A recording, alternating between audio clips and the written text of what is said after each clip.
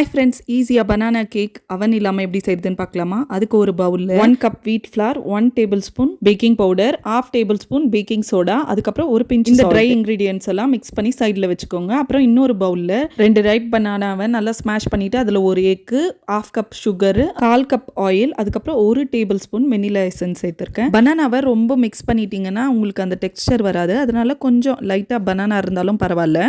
இப்போ இந்த மிக்சர் கூட ட்ரை இன்க்ரீடியன்ட்ஸ் சேர்த்து ஜென்டிலாக மிக்ஸ் பண்ணுங்க.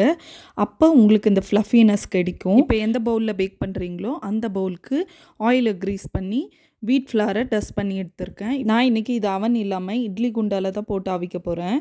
அதனால் ஆல்ரெடி நான் ஒரு 10 மினிட்ஸ் நான் தண்ணியை விட்டு நல்லா கொதிக்க வச்சுட்டேன். எனக்கு பேக் ஆகிறதுக்கு 45 மினிட்ஸ் ஆச்சு. உங்களுக்கு டவுட் இருந்தால் நீங்கள் டூத் பிக் வச்சோ இல்லை நைஃப் வச்சோ செக் பண்ணி பார்க்கலாம்.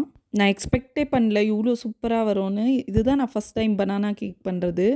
டேஸ்ட்டும் சூப்பராக இருந்தது. அதுவும் வீட் ஃப்ளாருன்றது தெரியவே இல்லை. மைதாவில் பண்ணால் எப்படி இருக்குமோ அப்படி தான் இருந்தது. பசங்க இதுக்காக ரொம்ப நேரமாக வெயிட் பண்ணிட்டு இருந்தாங்க ஆயிடுச்சான்னு கேட்டு.